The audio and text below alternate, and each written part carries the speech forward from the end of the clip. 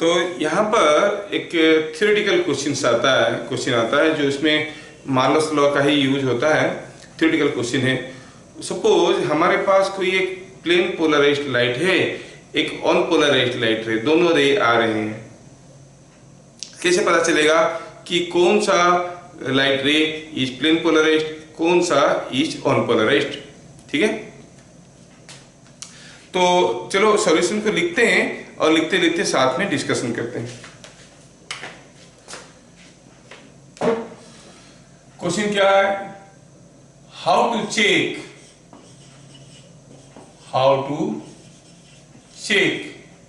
if a light ray is plane polarized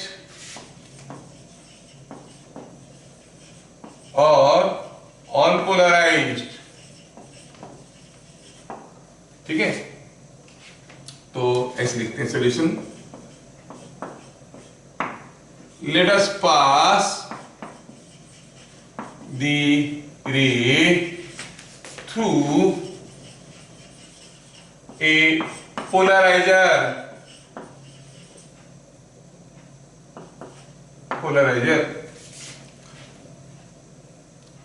then slowly rotate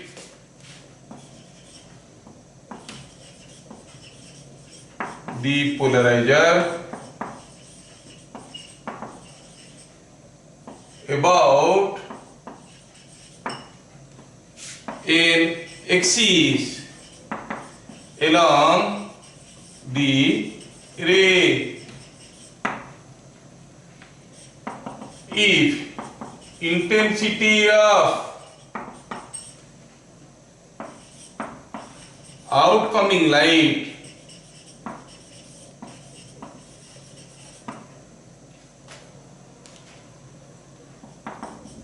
is same, then incoming ray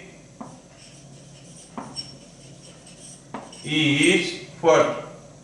बताओ, कोई एक light रे आया, किसी एक पोलराइजर के अंदर से इसको पास करवाए। जब हम इसको किसी एक पोलराइजर के अंदर से पास करवाए और पास करने के बाद वो लाइट रे इसके अंदर से होते हुए जा रहा है। अब ये पोलराइजर को मैं क्या करता हूँ, अलोंग दिस एक्सिस इसको रोटेट करता हूँ। रोटेट करने के बावजूद मैं देख रहा हूँ कि बाहर निकलता हुआ इंटेंसिटी कांस्टेंट है, नहीं बदल रहा है। वो कौन सा केस में होता है? जब unpolarized light passes through a polarizer, unpolarized light of intensity I passes through a polarizer, outcoming intensity is I/2 irrespective of position of the polarizer। मतलब पोलराइजर को घुमाने के बावजूद बाहर का इंटेंसिटी अगर बराबर रहता है तो इनकमिंग लाइट कौन सा था, प्लेन पोलराइज्ड की unpolarised? Unpolarised. then incoming light is on polarized। और अगर ऐसा कुछ हुआ कि intensity of outcoming light is maximum for one position of polariser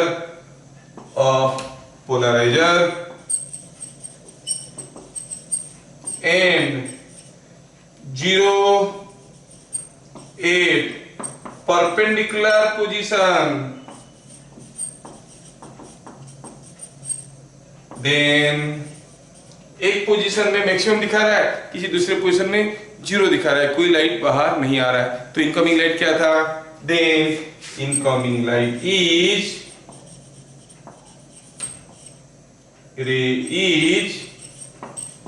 plane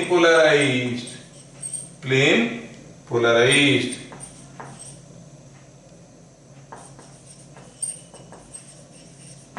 समझ में आया? ये एक बहुत इंपॉर्टेंट क्वेश्चन है, बोर्ड वगैरह में आता है।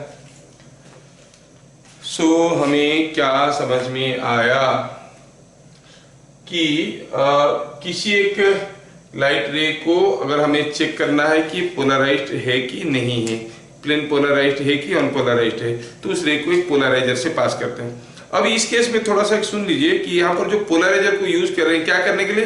To check whether the incoming light is polarized or unpolarized. In such case, this polarizer is called an analyzer. चीज एक ही है, यूज के हिसाब से उसका नाम बदल जाता है. You call it a analyzer. What is analyzer? Same as a polarizer, nothing different. Use खाली अलग है. तो पता चला कि अगर इनकमिंग लाइट का इंटेंसिटी कांस्टेंट रहता है तो आउटकमिंग लाइट का इंटेंसिटी कांस्टेंट रहता है, then incoming light is unpolarised. बदलता है तो it is plane polarised. Okay, now will see another very important law called Brewster's law. Okay, let us. ये हो गया, आप लोग लिख लिए क्या? ठीक है, हो गया हो गया हो गया. धीरे धीरे सब कुछ हो जाएगा.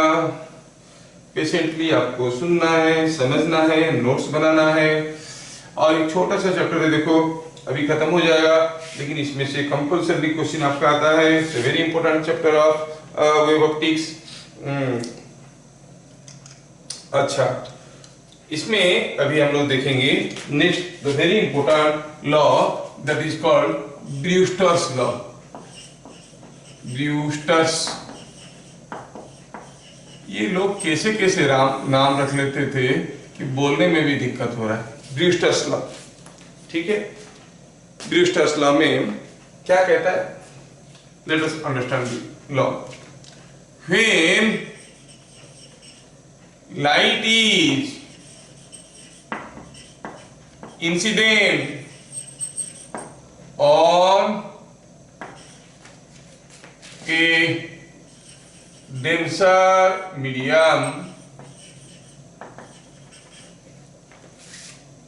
at certain incident angle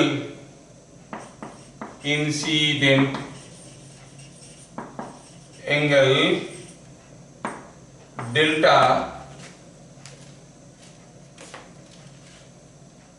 it is found that the reflected ray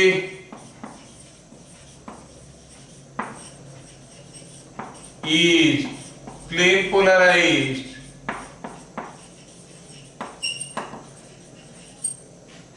Reflected ray is plane polarized, and the refracted ray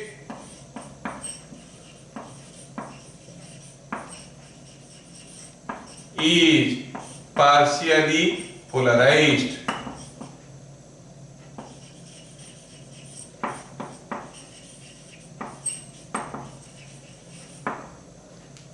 Where delta is tan inverse of mu. Mu is refractive index of second medium or of denser medium.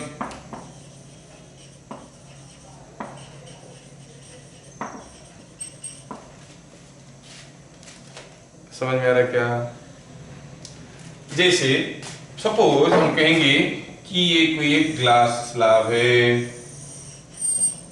ये air है, ये glass है, और air के लिए तो μ1 हो गया, इसके लिए हो गया μg. तो बोला कि अगर कोई लाइट रे ऐसे गिरेगा, कुछ रिफ्रैक्ट करेगा, फिर निकल जाएगा, कुछ यहां से रिफ्लेक्ट भी करेगा.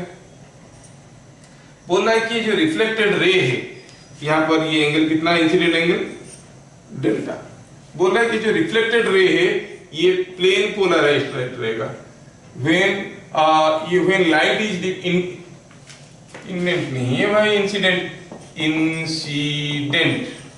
कौन से light? When unpolarised light, unpolarised light, unpolarised light. When on polarized light, polarized light is, जगह नहीं हुआ. When on polarized light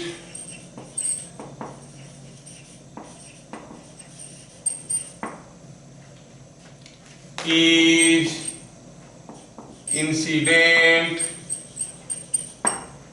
on a denser medium,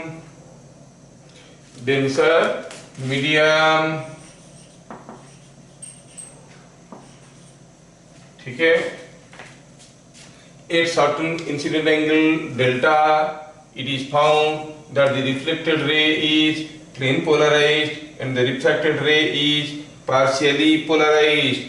बोल रहा है कि ये अगर लाइट रे से गिरा, वो कौन था? ऑन पोलराइज्ड लाइट था। ये से गिरेगा तो क्या होगा इसमें? अब देखोगे कि ये प्लेन पोलराइज्ड लाइट निकलेगा, और ये जो रिफ्रैक्टेड रह गया ये पार्शियली पोलराइज्ड, मतलब पूरा पोलराइज्ड नहीं हुआ है, पार्शियली पोलराइज्ड। समझ में आ रहा क्या? तो यहां पर अगर ये ग्लास है और ये एयर है, सपोज ये एयर है, ये ग्लास है, तो आपका डेल्टा कितना होना चाहिए? tan डेल्टा कितना होना चाहिए? It is mu into G, mu G, sorry, it is mu for glass. Suppose हम केस बदल देंगे, सपोज हम कहेंगे कि मान लो कि ये वाटर था और ये ग्लास था और कोई रे आया ऐसे गया तो रिफ्लेक्टेड रे है ये। बताओ यहां पर डेल्टा का वैल्यू क्या होने से आपका जो आपका रिफ्लेक्टेड रे है वो क्या होगा ना, प्लेन पोलराइज्ड हो जाएगा। उसके लिए ये डेल्टा क्या होना चाहिए? ये जो डेल्टा है इसको क्या कहते हैं पता है? इसको कहते हैं ब्रूस्टर्स एंगल, ब्रूस्टर्स एंगल, है ना। तो ब्रूस्टर्स एंगल। तो पूछा है कि यहां पर डेल्टा क्या होना चाहिए? हाँ, तो in this case delta Brewster's angle क्या होगा? एंगल कितना होगा? Will be tan inverse of mu for glass by mu for water। Okay, refractive index of this with respect to this. लेकिन ध्यान रहे कि ये कोई रेयर मीडियम से डेंसर मीडियम में गिरना चाहिए, तब जाके ये चीज होता है। तो क्या आपको ब्रूस्टर्स लॉ समझ में आया? थोड़ा 2-3 बार मिटाया तो आपको कंफ्यूज लग रहा होगा। क्या बोल रहा है कि अगर लाइट रे किसी एक डेंसर मीडियम पे गिरता है पर्टिकुलर एंगल में, डेल्टा, उस एंगल को कहेंगे ब्रूस्टर एंगल, उस एंगल में अगर गिरेगा तो जो रिफ्लेक्टेड रे रहेगा वो प्लेन पोलराइज्ड रहेगा। क्यों मतलब मालूम नहीं है, ये एक लॉ है। लॉ मीन्स ऐसा होता है, उसका क्रिस्टलोग्राफिक प्लेन्स ऐसे रहते हैं कि उसके अंदर से जाने से जो रिफ्लेक्टेड रे रहता है वो प्लेन पोलराइज्ड हो जाता है, और जो रिफ्रैक्टेड रे रहता है वो पार्शियली पोलराइज्ड हो जाते हैं। वो डेल्टा वैल्यू क्या है? वो delta is tan inverse of mu. Mu is the refractive index of the denser medium. समझ में आया? With respect to the incoming medium, जिस मीडियम से आ रहा था, है ना। तो refractive index of the denser medium वही क्या होगा? म्यू का वैल्यू जानने के लिए मैं 2 एग्जांपल लिया हूं। यहाँ पर एयर से कोई रे आ रहा है, ग्लास में घुस रहा है और कुछ रिफ्लेक्ट कर रहा है, तो क्या लेंगे यहाँ पर? It will be tan delta. Delta का वैल्यू क्या लेंगे? ऐसे लेंगे कि tan delta will be equal to mu G, mu for glass. अगर ये पानी से आ रहा है, ग्लास पे गिर रहा है, तो tan डेल्टा का वैल्यू क्या ले जाएंगे? tan delta will be mu G with respect to mu W, mu G by mu W. Clear? तो ये हो गया ब्रूस्टर्स लॉ। बहुत सिंपल लॉ है, लेकिन बार बार पूछता है state and explain Brewster law, ऐसे कहता है। या फिर मीडियम दिया रहेगा, पूछेगा what is the Brewster angle, तो ये आपको समझ में आ जाना चाहिए। Brewster angle is tan inverse of mu G by mu W. ये लॉ में एक इंपॉर्टेंट फैक्ट छुपा हुआ है, उसको थोड़ा हम लोग देख लेंगे। आप लोग इसको लिख लिए? क्या हो गया? चलिए, एक इंपॉर्टेंट चीज छुपा हुआ है, देखेंगे। वो अक्सर आ जाता है, क्योंकि आसान है इसलिए अक्सर आ जाता है। क्या है? ये एक थ्योरम शॉर्ट थिंग है। ये कहता है कि when light is incident on a medium at Brewster's angle,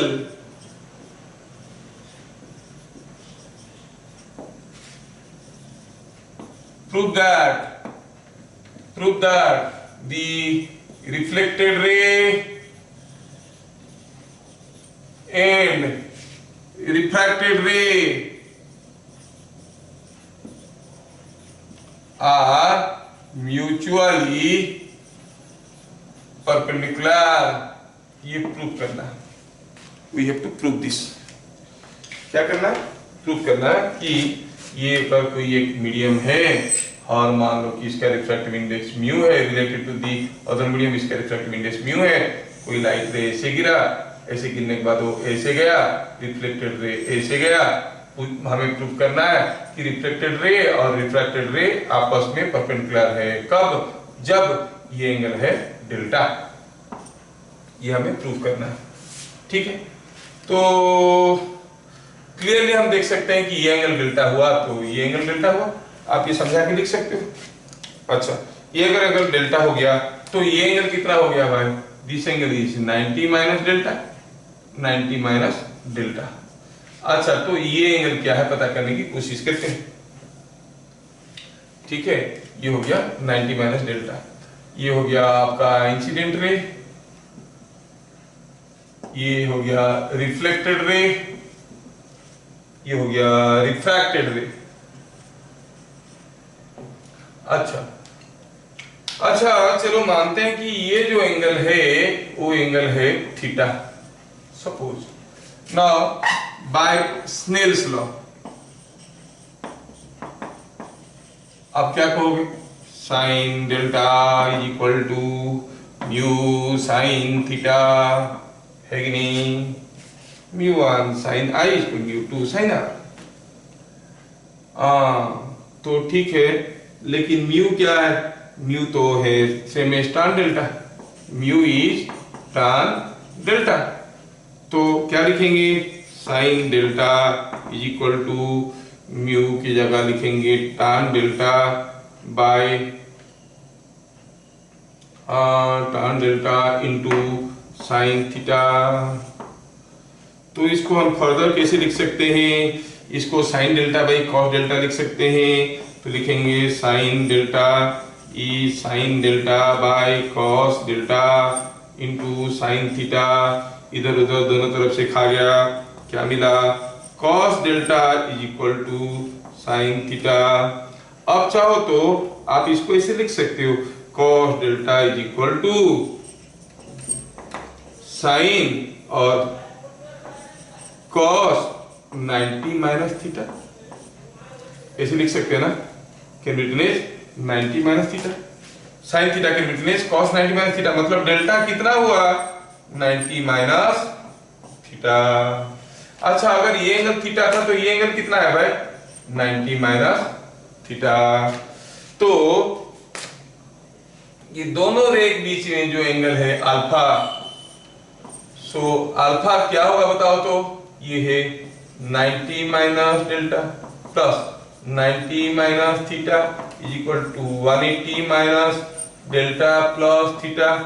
but what is delta plus theta? आप थीटा किधर ले आओ? डेल्टा प्लस थीटा क्या है? 90, so it is 180 minus 90 is 90 degree. So क्या प्रूव हो गया? Angle between the reflected ray and refracted ray is 90 degree. हुआ ना? तो सारा इंपॉर्टेंट पार्ट इसमें मैं कवर कर लिया। अब डिफरेंट टाइप ऑफ पोलराइजर्स क्या क्या होते हैं, उनका नाम टेक्निकली याद रखना होता है। वो सब चीज आपको थोड़ा बहुत ऑब्जेक्टिव क्वेश्चन के लिए बुक से देख लेना चाहिए। और जो थ्योरिकल पार्ट है, न्यूमेरिकल अप्रोच है, जो फंडामेंटल्स है, वो सारा मैं कवर कर लिया। ओके, तो मेरे ख्याल से हम लोग पोलराइजेशन को पूरा कंप्लीट किए। ओके।